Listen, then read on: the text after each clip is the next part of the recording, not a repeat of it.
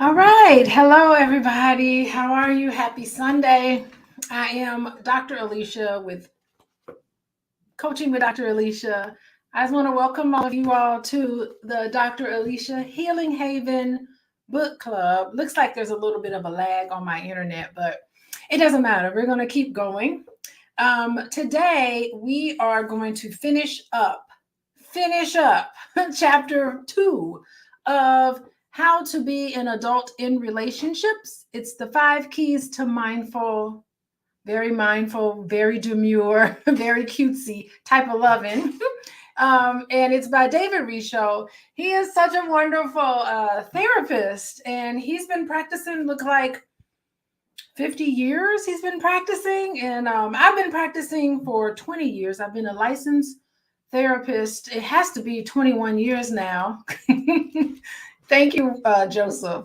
It has to be 21 years. Still eating. We just had dinner. I can't believe we had a big old dinner, and then you got junk food. Okay. He said hello. But isn't that something? Your candy. Mm-hmm. Okay. All right. I'll see you. Yeah, baby. All righty. Anyway, we just finished eating dinner, so I'm surprised he's still eating. We had a big plate of food today.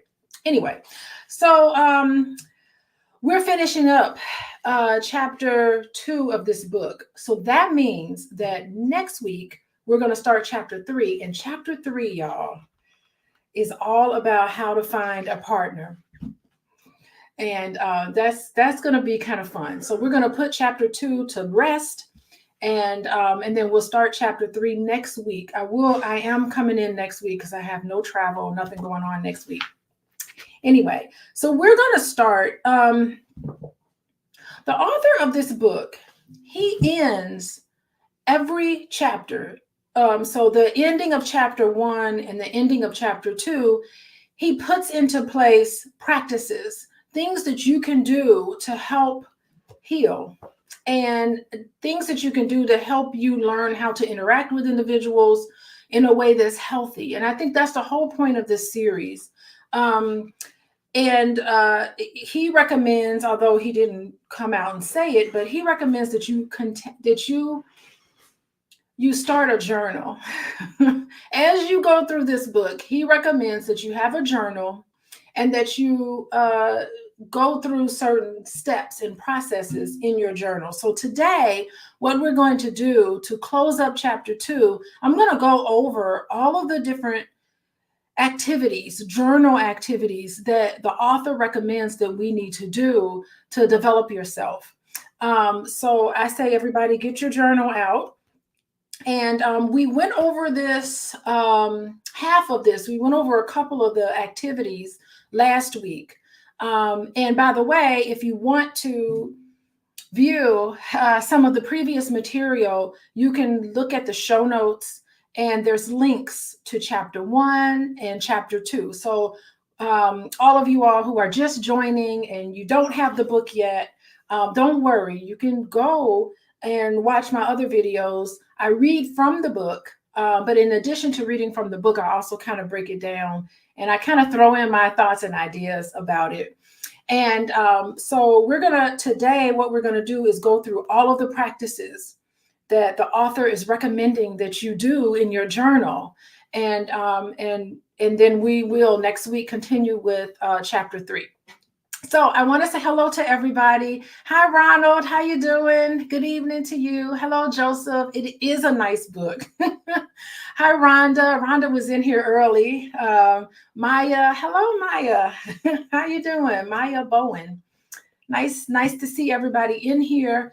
You can say hello in the chat. I'll shout you out as much as I can. Neutral Sovereignties Corp. I love that. Love that name. Chalet, how you doing? Okay, cognitive warfare. That name sounds familiar. I love that. Cognitive warfare. You know, that's really great name you got there. That's really what this book is about. This book is about cognitive warfare. It's about reclaiming your mind And there is a war going on for your mind. And this is about us reclaiming your mind. Moments with LJ. Oh, how you doing? Lori Victory Boy. Lord, Victory Boyd. I voted for her, by the way. Y'all check out Victory Boyd. I voted for her so she can get this award. She's up for an award, international award. And I was on her Instagram earlier this weekend and I voted for her. She's an amazing voice, an amazing person. She is an amazing person to write all that music. But anyway, let's get down into it. What we're going to do is go over the practices. So I talked about some of this last week. So I will start right after Heroic Journey. We're going to start on page 73. And I want to review the practices. So number one, in your journal, what the author is asking for you to do is to think about the important people in your life. And he wants you to go through mentally and do these mental checks in your journal about who is safe and who is not safe in your life. And it's very important to identify the people that you're in constant communication with, constant contact with on a daily basis. Hopefully it's not just work related. I'm imagining there's people in your family, some of your friends that you're in contact with. And what the author is recommending that you go through a process where you check to see who is safe and who is not safe in your life. And he's asking certain questions. Can I chance being myself and let love happen with you? Right? These are questions he wants you to either think about it with yourself, or if you are safe enough, bringing it up with the people who are important to you, particularly if you're married, if you have a spouse, you should ask these questions. And not only ask these questions of your partner, but have your partner listen to you answer some of these questions as well. Can this relationship provide a zone of security where the submerged parts of me can surface? What are your insecurities? What are the things that you feel uncomfortable about, or things you were teased, usually things you were teased about in high school, or, certain insecurities that you have. A lot of it comes out in high school, and things have happened to you when you were growing up, things you've experienced that you may feel embarrassed about, things that you submerge about yourself. You mask some of these, and they could be insecurities. Can you talk about these things with a safe person? So that's the very first practice he's asking, because not everybody is safe, and not everybody can give you the safety that you need for you to open up. And it's important to kind of assess what you're doing. The second item that he wants you to talk about is about mirroring. Well, we talked about mirroring a few weeks ago. You can check that out. But he is saying in your journal to ask your partner, can you help me in my efforts to get back on track? When you have this trusted person, can you lean on them to help you develop into the best person that you can be? And can you give them permission, so to speak, to just say, this situation was uncomfortable for me. I experienced bullying, or I experienced an embarrassing situation with me. And these are some things that I'm struggling with. In a lot of the practice I work with couples, we talk a lot about how did that person trigger you? What is it with that person that triggered you to react in such a strong way that you did? And a lot of this is the basis of healing and to understanding each other a little better. And I got to tell you, this is the reason why I think there is nothing like your spouse or the person that you are in a relationship with. I don't think that can be compared to anything. And I know there's some ways of thinking where people believe that how you interact with your partner, you should give that same level of interaction with a boss or with a colleague or with a subordinate. And I don't believe that. I don't believe that there is a comparison between an interpersonal relationship, somewhere where there's intimacy there. I don't think there's a comparison there. So the person that you decide to get married to, the person you decide to settle down with, that relationship is like in nothing else, right? So I really do.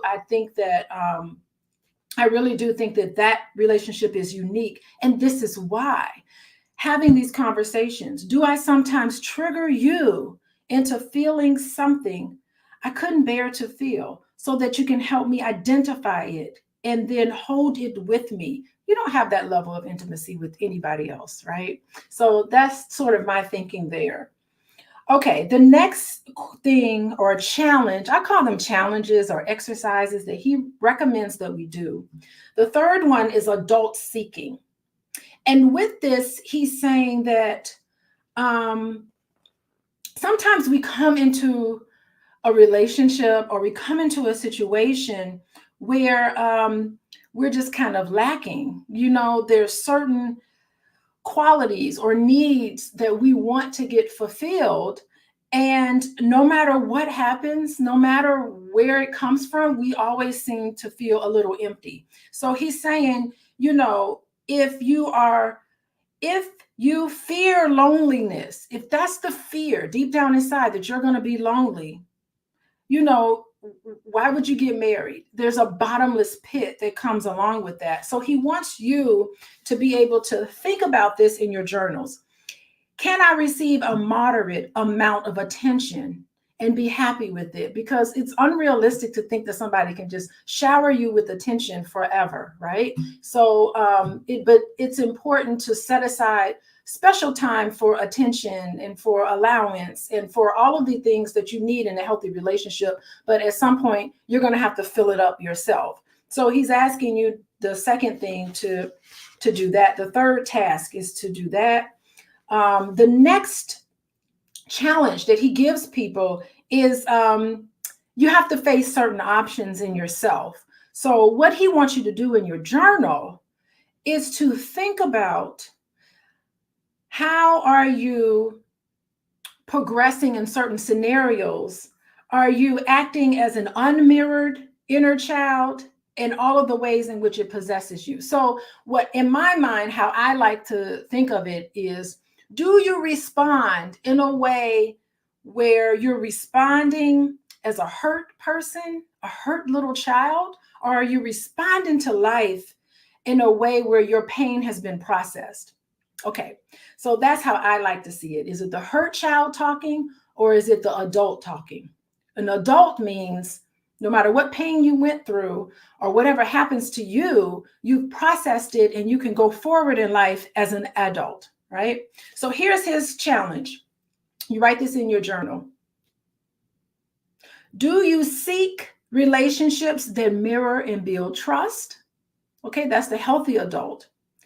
Or do you seek relationships that fail and mirror that breaks trust? You know, are you seeking relationships and not picking up that this person is not trustworthy? Are you trying to get trustworthiness out of somebody that could never give that to you? You know, are you in denial, living in denial because you can't face the pain of understanding that the person that you're with right now is not even capable of giving you what you need, right? So are you seeking out relationships that is doomed from the beginning because the person wasn't very trustworthy? Why did you ignore the red flags? That's what I think he's saying in here. When you ignore the red flags, you're putting your emptiness ahead of what you know is best for you, right? So, you know, so that's you operating as a hurt child. Okay, so the second thing, I think there's a little bit of a delay, but I'll keep going. The second task is, do you understand that trauma is a bridge, right? Or do you experience trauma as only an obstacle, right? So is it an obstacle you can't get through, or is it a bridge to make sure that you can overcome something, right? He's also asking, do you recover from the past and move beyond the pain? So moving beyond the pain and recovering from the past, or are you on an unconscious level repeating the past and clinging on to the hurt and pain?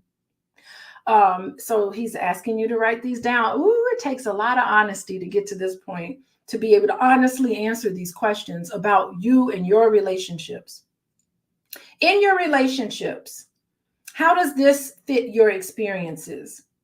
Do you wish to transcend an experience, or do you feel compelled to reenact an experience, right? Do you want to, because when you reenact an experience, you are just continually replaying something so that you can master it.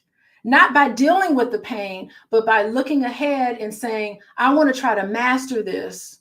So I'm going to replay it over and over again. Or are you the kind of person that says, you know what? Instead of repeating this cycle, this trend that happens all the time, I'm going to stop. I'm going to look back and I'm going to figure out, how can I transcend this experience by working through the pain? Okay, so that's what he wants you to put in your journal. And lastly, are you the kind of person that expects relationships to succeed? Do you go into relationships expecting it to succeed? Are you expecting success out of your relationships, or are you going into a relationship and you're just like, this won't last? And my wonderful illustration of this is something that Cam Newton said. He said, my desire, my fear of getting divorced is greater than my fear of being married, right? So, or, he's scared he may get a divorce, and that fear overrides his ability to even get in a relationship and commit himself to someone. So, this is the Cam Newton example, because if you're going into a situation and you feel deep down inside that I can't trust this person, that this person is going to deceive me, that this is going to end horribly, that's enough fear to make it so that I don't trust myself. I don't trust my judgment. I do not trust that I have the ability to pick the right person for me. And the reality is that you do. You know how to pick the right person for you. You can't make a mistake. And even if the relationship doesn't work out, which often sometimes it does, it's okay. Sometimes people come in and out of your life, and sometimes it's not meant to last forever, unfortunately. But you don't go into it knowing that it's not going to last. There is a possibility that it will last, but you have to kind of deal with a lot of things, have these expectations, because there's a self-fulfilling prophecy that goes into it. Don't get married if you just feel like nothing, I'm going to get divorced anyway. So I really think that it's important that we look at these things. And this is what this author is suggesting that all of you all do in your journals. The next step he wants you to do in your journal is self-care. Come on, y'all got to have a self-care plan. Self-care does not cost money either, by the way. My self-care plan, most of the time, because I'm so freaking busy sometimes, my self-care plan is a bubble bath. And you could go to the dollar store and buy a bubble bath in a dollar store. And if you don't have a dollar, I don't know what to say, but I soak in the bathtub. I don't know if I'll do it tonight, but I spend a lot of time shutting out the world and taking time to invest in myself, particularly if it's been a long day. So yeah, I soak in the bathtub. So the next one is talking about your self-care plan, making sure that that you just take care of yourself, and that's always important. The next step that he writes in his journal, I did talk about this last week, is refusing abuse. We don't need to talk about it. Nobody deserves to be emotionally, psychologically, or physically abused, particularly physically abused. And of course, if there's any physical abuse happening, that is illegal. It's not illegal to psychologically and emotionally abuse another person, but it is illegal to physically abuse another person. It's also illegal to financial abuse is also illegal, by the way. Can't be taking people's money without their knowledge. So some forms of financial abuse is illegal, and people can go to jail. You can prosecute them for that. But outside of all of that, you have to set some boundaries, right? Sometimes you can work with the person that you're with and say, this is this is I'm not going to tolerate this, right? You can work with someone and talk to someone about it, but you know what? Another thing you can do is that you could just leave. You know, you know. I did talk about how I work with a lot of people who are worried about upcoming holidays, and I could just say, well, what is your boundary? Sometimes you need to make your boundaries very clear to the other person. I have boundaries. Once we start getting into this type of conversations, it's uncomfortable for me. Or if you're in a situation, there's no need to judge anyone. There's no need to do any of that. You just pluck yourself out of that situation, put your coat on and leave. No one stops you. We're all adults here, right? This is not for children. This is an adults here. You can go to your room, you can close the door, you can say, this conversation is over. It takes two people to have a conversation. What I don't recommend is yelling and arguing, and that's not healthy, right? I do recommend healthy behavior, and of course calling a therapist if you need help with that. I think abuse is very serious. I think psychological abuse is just as damaging as even physical abuse sometimes, right? And so we just don't tolerate those types of instances. The next thing he is bringing up here in terms of practices, and I use a lot of this in my practice, he's talking about you got to reverse these messages, right? Sometimes you need to get into the self-talk. What do you tell yourself? What is it that you say to yourself? And then you need to kind of get into it and just get into it. He says, most of us have internalized messages by which we judge and insult ourselves. And a lot of those messages were given to us. We agreed to them on some unconscious level. We agreed to it, and it seeps into us, and we think subconsciously that there's something wrong with us. And he's saying you need to reverse this. You need to identify it.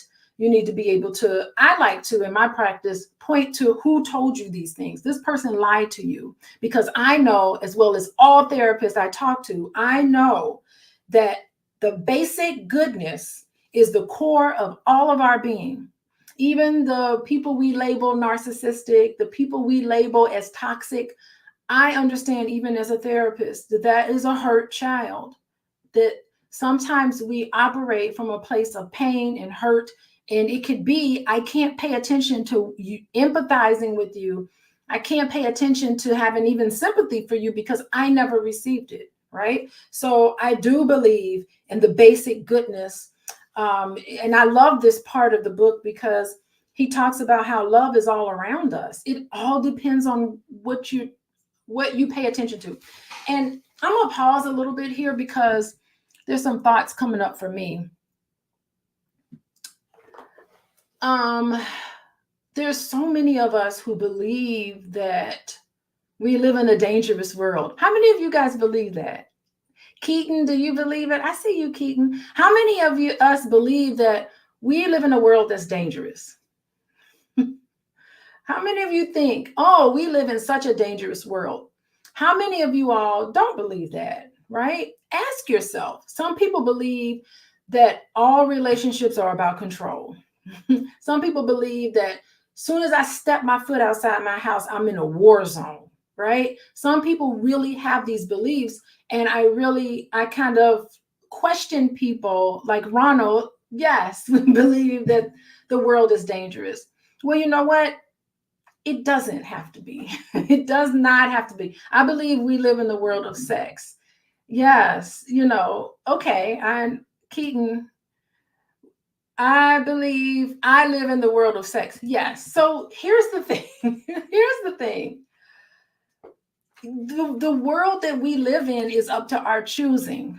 If you walk outside and you think that the world we live in is somehow sexual, then everything you run into is going to be filtered through the sexual lens.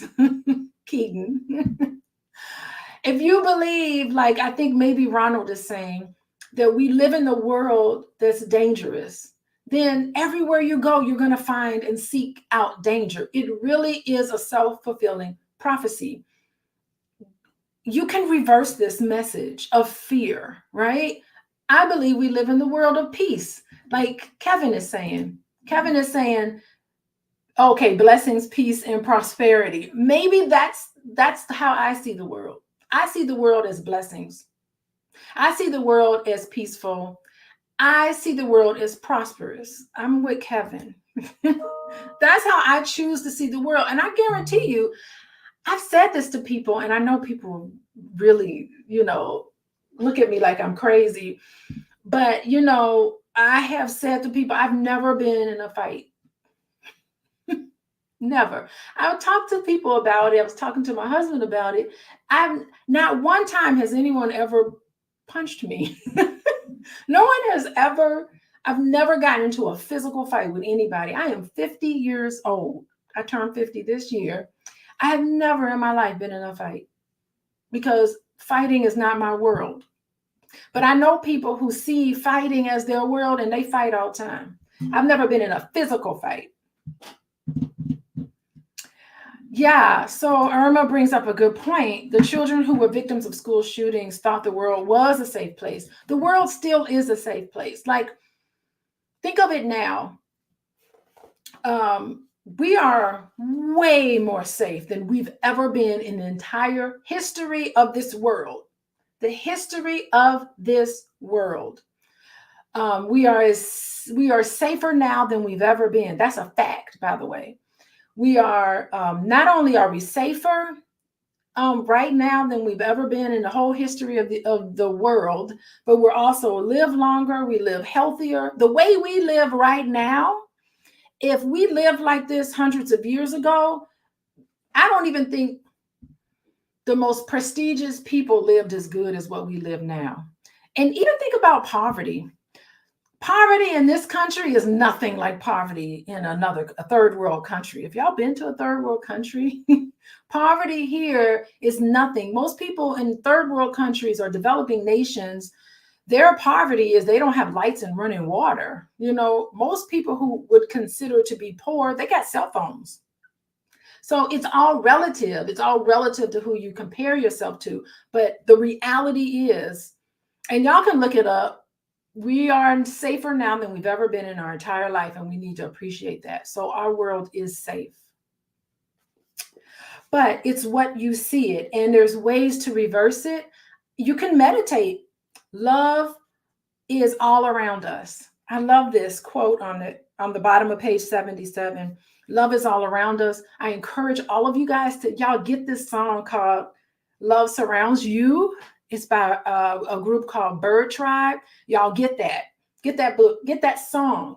Love surrounds you, and start listening to it, meditate to it.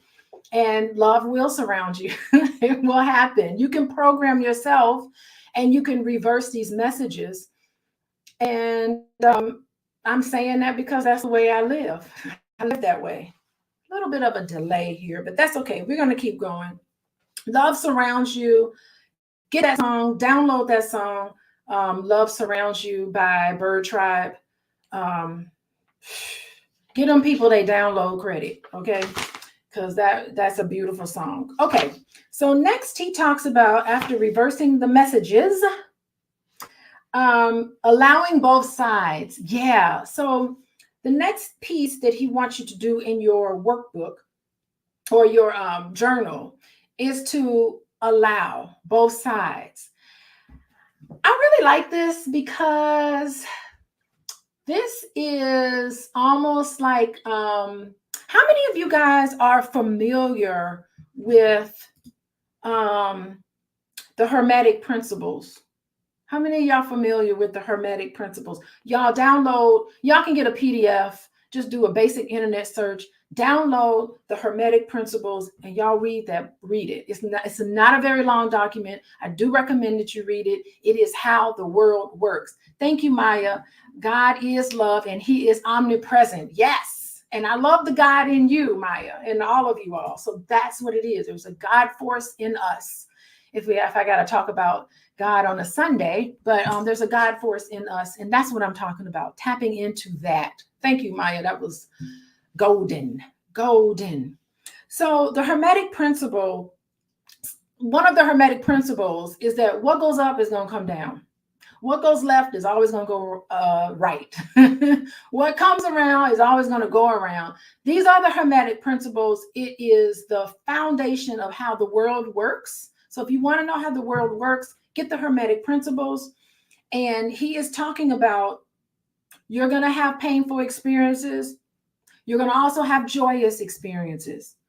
And he's asking you to write about it in your journal. Will there be losses in my life? Yes, there will. I've been there and back. Will there be a wonderful gain? Yes, there's always going to be gains. You're always going to lose. You're always going to fail. And that's the whole point of it. I want y'all to get this song. This is the second song, number 2. I want y'all to download. It's called, I wrote it down here, Good Days. The name of the song is Good Days. And it's by this white lady. And bless her heart, I met her. She's a beautiful soul. Her name is Luki. Luki. I guess that's how you pronounce it. I don't know. I've never introduced myself to her. I never said, hi, I'm Alicia. How you doing? Her name is Luki. Luki. And the name of her song is Good Days. Listen to that song. Meditate to that song. I want you to meditate to Love Surrounds Us, Love Surrounds You by Bird Tribe, and meditate to Luki, Good Days. And that song is very powerful because she's saying in that song, there are good days, there are bad days, but I'm going to be okay no matter what. So it could almost be a gospel song, but it's not. It's like folky, but she's saying, sometimes things are unfair. And that's just how life is, but it'll be okay. So you got to get that song Good Days. And she sings about it washes over me like waves. And that's how life is. Sometimes good things happen to you, that washes over you. Sometimes painful things happen, that washes over you, and it's okay, right? So let me tell y'all, download that song, give that white lady her download credit. And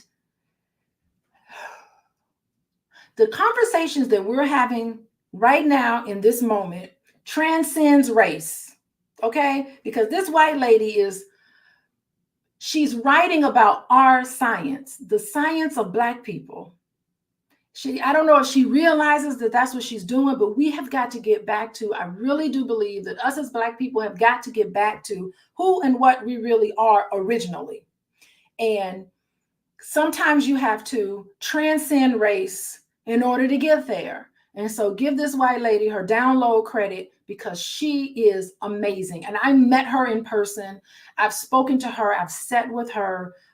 She does spiritual stuff, a lot of spiritual stuff. And she's an amazing, beautiful soul of a woman. So anyway, all of her music is fantastic, by the way. But if you want to get into how to allow both sides to come through to you, get into Luki, Luki, Good Days. There's good days, there's bad days. It washes over me like a wave. Anyway, I can't talk about that enough. But anyway, so let's move on. So I'm kind of summarizing for all of you all who are just joining me. I'm summarizing the end of chapter 2 of How to Be an Adult in Relationships. It's the 5 keys to mindful loving. This is how you do it. So I'm going through the ending of chapter 2. He gives out some practices and some things that you need to do in your journal. So y'all got to keep a journal. He's talking about some things that you need to do. The next step that he talks about is being aware of fulfillment. I really love this.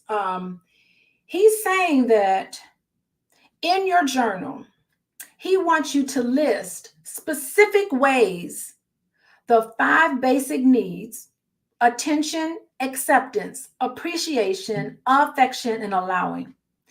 He wants you to write out in your journal where, when you were growing up, where has each of those 5 things been neglected?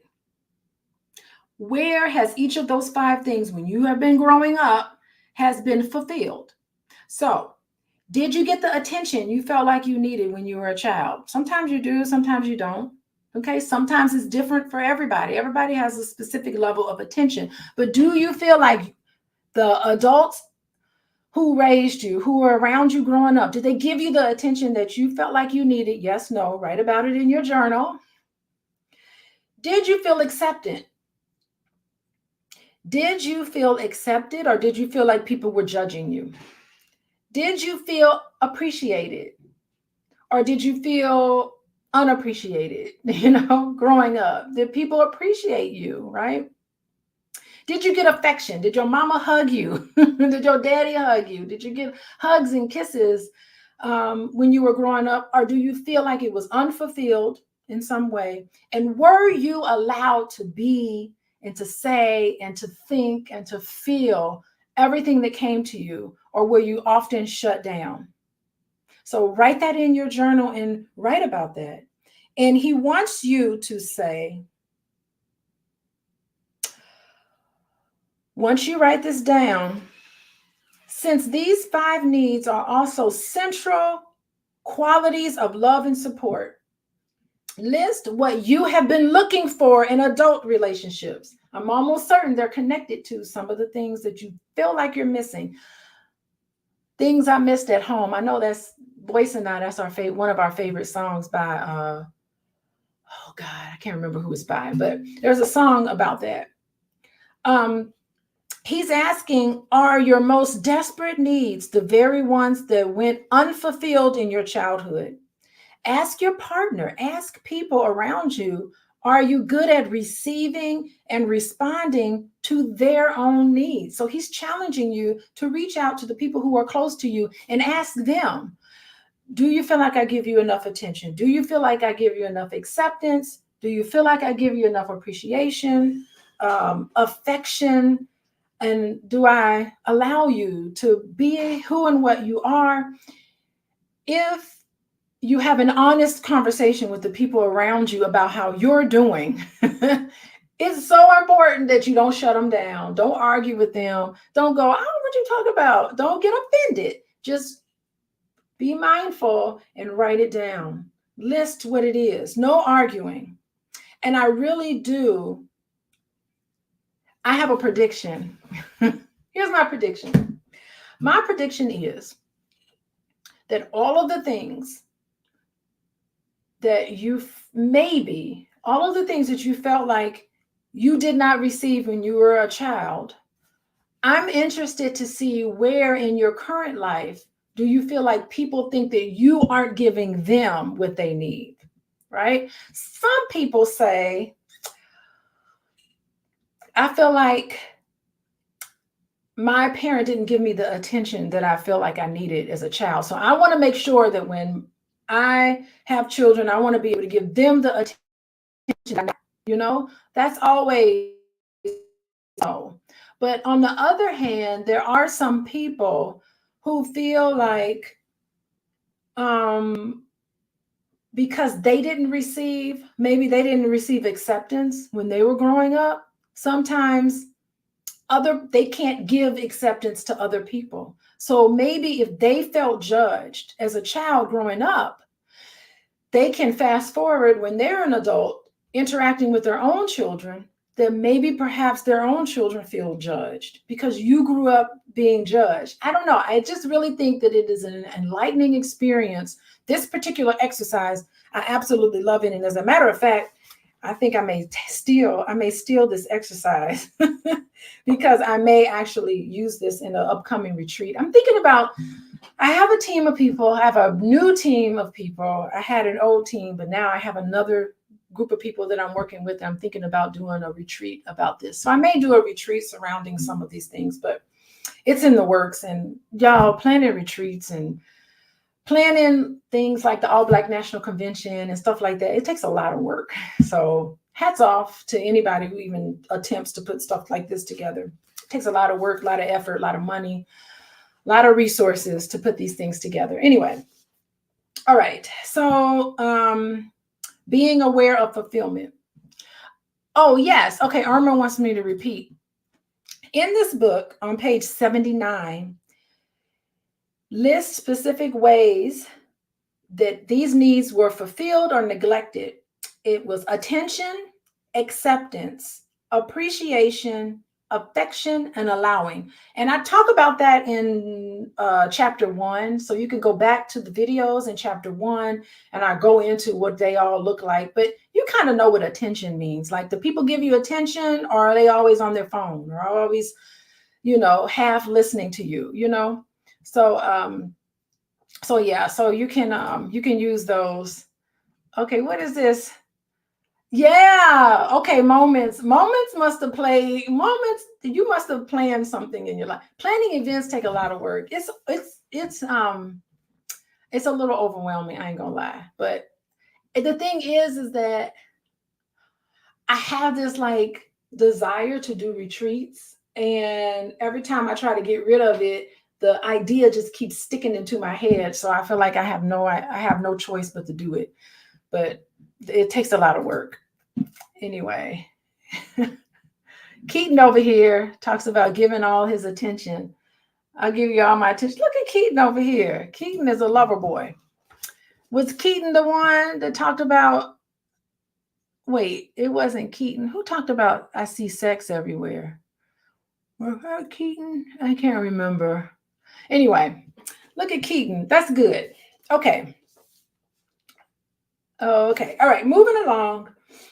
In case you guys are just joining us, it's about 8:15. Let me just let you know we are reading from How to Be an Adult in Relationships, The 5 Keys to Mindful Loving by David Richo. I'm talking and going through what he lists as activities that he expecting everybody to do in your journal.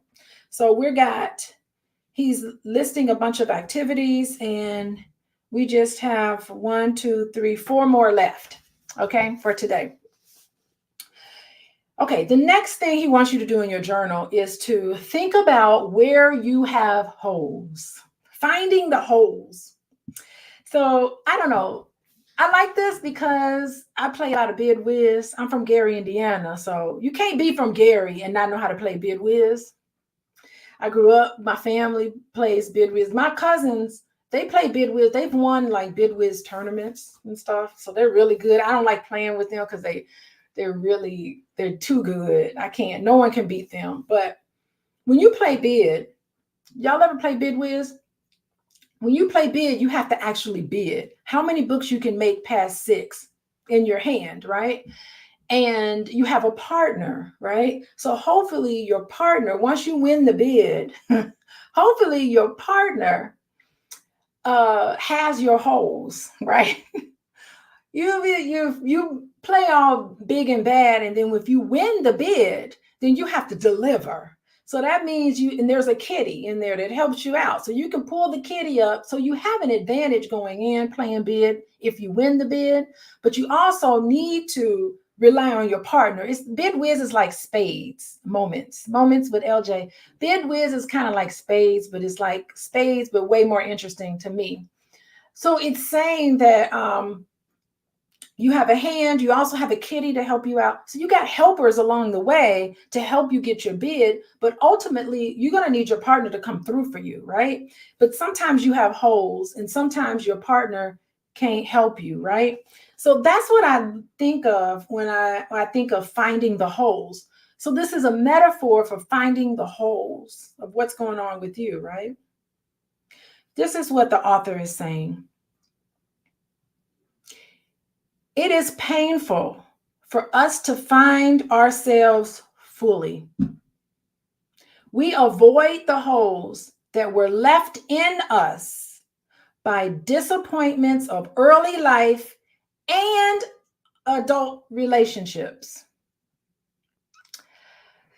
So when we compare that to bidwiz, you're dealt a hand, and maybe the hand that's dealt to you is similar to your parents, the family members you grew up with. That's the hand that's dealt to you, right? And sometimes you got a strong hand, which means you have a really healthy family. And sometimes your hand is weak. You're like, I can't be at nothing. I got nothing in this hand. I got a bunch of losers. So to speak, maybe you're dealt a hand where you have a family member, which could be, I don't believe in labeling people as a loser, but giving you the 5 A's that you need, which is attention, acceptance, appreciation, affection, and allowing. Maybe you were dealt a hand from God, from your family, right? You have no control of it. It's just shuffling the cards and you passing them out, right? Okay, so that is the disappointments of early life. Some of us were not dealt a wonderful hand. Some of us were dealt better hands than others, but that's okay because you know what? You got the kitty. The kitty helps you. You win that bid, you got the kitty. And I think the kitty is almost like you yourself. The kitty is kind of like things in yourself that you can draw upon to help you overcome, right? But at the same time, you have adult relationships. And in those adult relationships, that's your partner. Your partner sometimes can fill the holes, but sometimes your partner can't fill the holes. Your partner is like, I do not, I don't have a big joker. Who got the big joker? I don't have it. So that's the thing. I really think that we need to really understand here exactly what we're dealt, what we have in terms of the kitty to help us get through things, and then what we can rely on our partner to help. But what this book is saying is that the disappointments of early life, what you were dealt with, and adult relationships, your partner, there's always holes and you feel disappointed. But we launch ourselves into them and through them. Here is an empowering experience, practice, to be done in a quiet, meditative way. Here are things that we can do in a meditative way. Number one, find the holes in yourself, the places where the 5 A's have been unfulfilled. Find them, actively look at them. Number two, think of all the times you've tried to fill the holes with someone or something. Usually it's with someone and something. Usually it's like an addiction, right?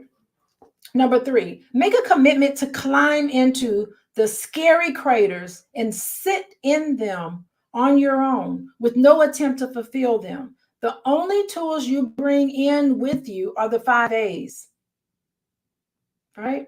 Simply stay in each of your deficiencies attentively, acceptingly, appreciatively, and affectionately, fully allowing it to be there. Let it be there, right? Without protest, shame, or blame. The 5 A's are the only true fulfillment of the needs. By giving them to yourself, you are healing wounds you received because you didn't get them from others in your past. This is a great, this is going to be an activity for my retreat. I guarantee you, we're going to be doing some of these things and processing some of these experiences. He's also saying that once you realize what those holes are, that you need to stay with your empty places again and again. You will gradually see them open into lively spaces. Our gaps are not covered or canceled, but exposed by the 5 A's. Oh, and he's going back to Alice in Wonderland because we talked about Alice in Wonderland a few weeks ago. How it's really a metaphor of self-discovery. So y'all check out that movie, Alice in Wonderland. Again, you got to give it to Disney. Give it to Disney. Disney knows how to write some really powerful children's stories. Alice, by herself, she followed the white rabbit into a hole that led into parts of herself that were confused and scary. She was scared the whole time. What's going on? Why did I shrink down? What's happening? She was confused the whole movie, really. Ask yourself if your various partners were meant to be just such rabbits that kindly try to show you the way into your deepest self. That is your eyes open, your open heart. Now you are finally willing to enter. So he's saying, go down that rabbit hole, explore, find out who and what you are metaphorically down that rabbit hole by doing these exercises. This is all about self-discovery. That's pretty heavy. I think it's tough to do. This is tough to do, but you can do it in your journal, and you can always burn it once you're done if you feel that embarrassed by some of the things that you feel like you were lacking in your life. Okay. He also talks about witnessing your pain. Early or throughout life, your partner or you may have suffered abuse or betrayals or hurt. Early or throughout life, your partner or you may have suffered abuse or betrayals or hurts. Offer your partner the experience of mindful witnessing of the pain that still remains. Come on, men. I'm challenging men to do this. Do this with your partner, right? Mindful witnessing means listening with complete attentiveness, acceptance, allowing, affection, and appreciation to what the other person reveals and to the feelings behind the person's story. If you ever are in a position where you have a child or a spouse who feels like they want to open up to you, just sit there and watch. Come on. And whenever Dr. Boyce, to you guys, whenever he feels like he needs to get something off his chest, I'm so excited because he doesn't talk that much, believe it or not. So usually I say, what's on your mind? What's happening? And I just button it up and I just let him go, right? He tells me things that he wouldn't say to anybody else, right? And I'm a safe person. I'm not going to bring it up in an argument, or if I get mad at him or something, I'm not going to bring it up. It's going to be confidential. But I love when he opens up and I thank him. You got to thank the other person. Thank you so much for opening up to me. Just because I'm married to you doesn't mean that you have to open up to me. So I appreciate it. I do say that. There must be something about me that makes you feel safe enough to open up to me. So I make sure that I spend a lot of time and effort creating this type of atmosphere for him. And you guys need to do that for each other. As a mindful witness, you do not give advice or try to fix anything, but simply take in what is said and felt in a respectful and encouraging way. Keep what is said completely confidential. Completely. Don't tell your best friend. Don't tell your mama. Can't tell your mama everything, right? And do not talk about it with that person. Don't even talk about it unless the other person asks you to bring it up. Yeah. One caution: do not try this if one of you feels unready to face the pain. Okay, you have to be ready for it. For the practice may bring up pain that has been repressed and controlled for years. Yeah, you don't want to open Pandora's box for things that have happened that can be really challenging, right? But whatever it is, it's confidential. You lock it in a vault, and hopefully that person will open up to you and share with you some more. This is how we have healthy relationships. Kevin, problem is several women have unsafe to open up to. For me, one time was one too many.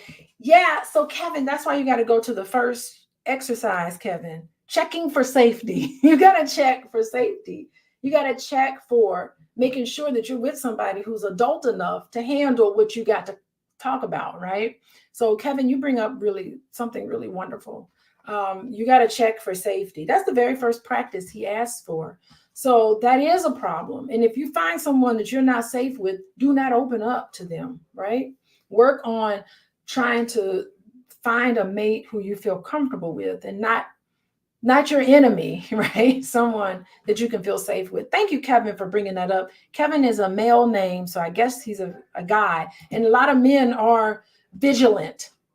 A lot of men are very vigilant of trying to find someone they feel safe with. Um, Look at Rhonda. Thank you, Rhonda.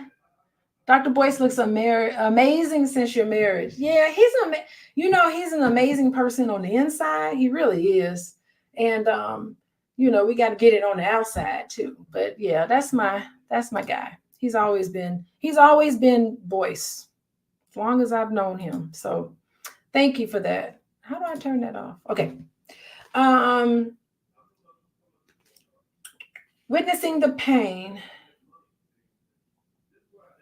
That's a challenge. So whenever you're in a position where somebody is really opening up to you, you have to keep it confidential. Thank you, Irma. Men sometimes are too closed and everything is confidential. Yeah, because they don't want to be hurt. Just look, Irma, you gotta look at men sometimes where it's either the hurt child that's talking or the developed adult that's talking. And when they feel like they need to keep everything confidential and they don't feel like they can open up, that's hurt child, and you just have to understand that. And I think if you can have a conversation about it, if you can say, what can I do to make you feel more comfortable with me? What happened to you that makes you feel like you can't open up? They're going to have a story. So try to get from them what's going on, and you be open. Sometimes you can model for a lot of men if you feel safe enough. Now, you don't want to share everything, but if you feel safe enough, you can honestly say, hey, let me share something with you. And you can model for them how to open up and how to be vulnerable, because men can't be vulnerable and they shouldn't be, right? But with people that they trust and people that they feel safe with, they need to open up to them. So it's a very tricky thing. Thank you, Irma. That comment is really spot on today. Okay, one caution: do not try this. Yeah, bringing up the pain. Just make sure it's something that you feel comfortable bringing up. Okay, last two ones. You got to locate the pearl. I love this analogy. The author comes up with this analogy about the pearl. He's saying, consider the commentary on the pearl as a metaphor for pain and its potential to be changed into something beautiful, like a pearl, right? Because pearls are mysterious. Anyway. Then this poem, then write a poem. He wants you to write a poem. Oh my goodness, this author wants you to write a poem about the pearl, exploring your memories of pearls and how they figure in your life, or answer these questions that he supplied. So let me give you the scenario about the pearl. Okay. In reaction to an irritation caused by a parasite or a grain of sand, the self-healing power of the oyster covers it with layers of aragonite. I don't know how to pronounce that. But the pearl covers it. After several years, not the pearl, the oyster. Okay, let me start from the beginning. In reaction to an irritation caused by a parasite or a grain of sand, so something's irritated this oyster, got in, he covers it up. The oyster, self-healing power of the oyster covers it with layers of this material. After several years, the pearl is created, composed of the same materials as the inner shell of the oyster. A pearl thus achieves its beauty and value from deep within its own protective shell. Y'all know where they're going with this scenario, right? The unique luster of the pearl depends on the refraction of light from their translucent layering. The iridescence that some pearls emit is caused by the overlapping of successive layers that disperse the light as it hits them. The pearl science is amazing, right? Unlike any other gems, pearls are not cut or polished. Pearls is the only gem that's not cut or polished. Y'all see how shiny pearls are? I don't have pearls today. Usually I wear pearls. It is not cut or polished, but they're very translucent, right? They can easily decay, and their softness makes them very vulnerable to acid and heat. Pearls like to be worn against human skin, which is the best way to maintain their luster. So pearls have to be worn to maintain their luster. Okay, there's some science about pearls.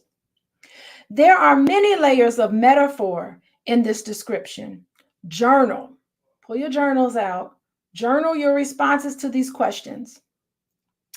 What is the grit in you? The grit, that little grain of sand that gets into the oyster. What is your grain of sand? What is your grit that awaits attention or has already been covered up?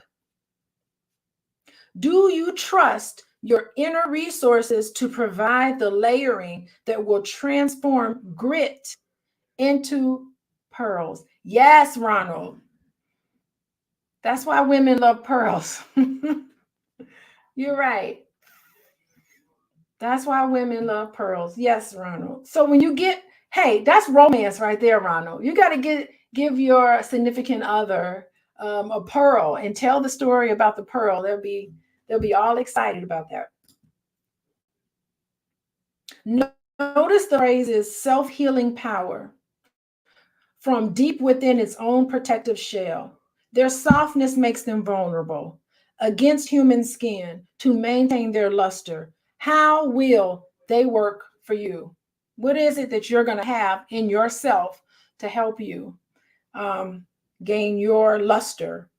And I do think, well, I don't think I know, and all therapists know this, that everybody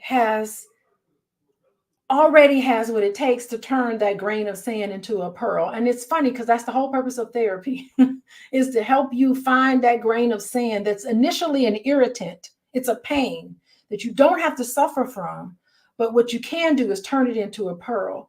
And that's on the other side of therapy: self-acceptance, self-love, understanding, going through your life, being calm, being relaxed, never feeling pain, never suffering, feeling pain, but never suffering from the pain, right?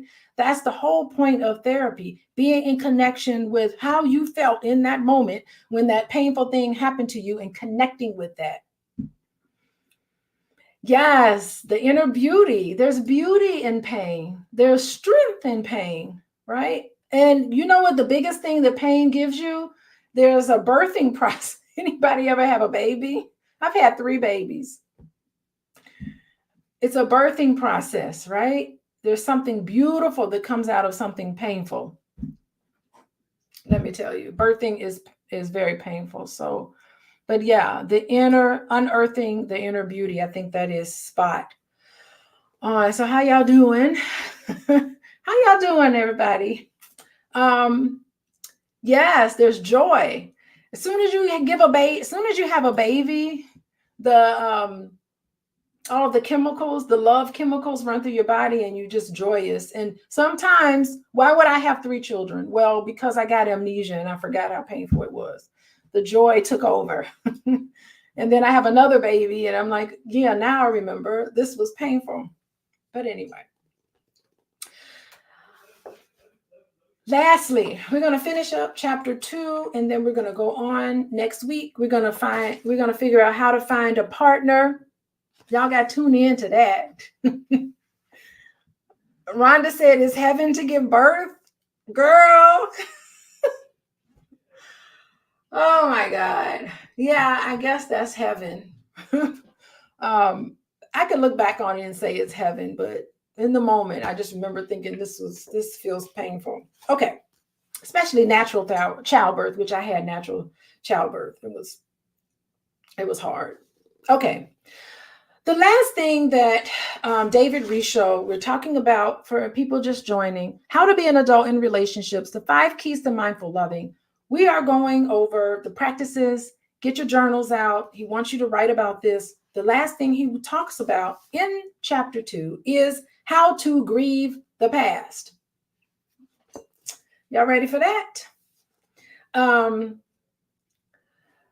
Turn to the appendix and read the introductory section. Okay, so he wants you to go to the back of the book. He wants you to read the introduction. When you feel ready, begin the steps of grieving for childhood losses and abuses. Yeah, I would agree. I would agree to this strategy. I use this strategy a lot when it comes to people who consider a relationship as failed, people who end a relationship. I always say, you got to grieve that relationship because you put your hopes and dreams into this relationship that it will last forever, and it didn't last forever. So sometimes you need to grieve the idea of a perfect relationship that you didn't get. I also think that all of us need to grieve all of the things that we didn't get as a child, because you can't reverse time and go back and change things a lot of times. So it is important to grieve childhood losses, childhood abuses. Continue with the steps according to your own timing as you read this book. Perhaps working on one step with each of the following chapters. You may also opt to begin the steps after reading this entire book. Respecting your own timing is an essential element of success in any practice and in any relationship. And with that, we are done with chapter 2. Y'all, we're going to tune in next week. Oh, let me talk about what I need to talk about. I'd like for you all to go to, I can't even find it. Let me see if I can find. Y'all, I'm not the best YouTuber, but text love to 87948. I think you get text messages on whether when I go live. I don't know what time on a Sunday I go live, but sometimes it's around about this time of the day. It all depends on what I got going on with my private practice. But y'all want to text love to 87948 so that you can find out when next week I'm going to be talking about how to find a partner. So I'm excited about talking about that because that's always something we like to analyze and try to figure out. But I thank you all for joining me today. Follow me on Instagram, Coaching with Dr. Alicia. If you need to get a hold of me, if you want to reach out to me, I will email you back, either myself or my assistant. You can find me at Coaching with Dr. Alicia. Goodbye, everybody. Thank you for tuning in. Let me say goodbye to everyone. Thank you, Ronald, Kevin, Dr. Vibe. Love you so much. Rhonda, McClure. I will see y'all next week. Okay. Bye-bye.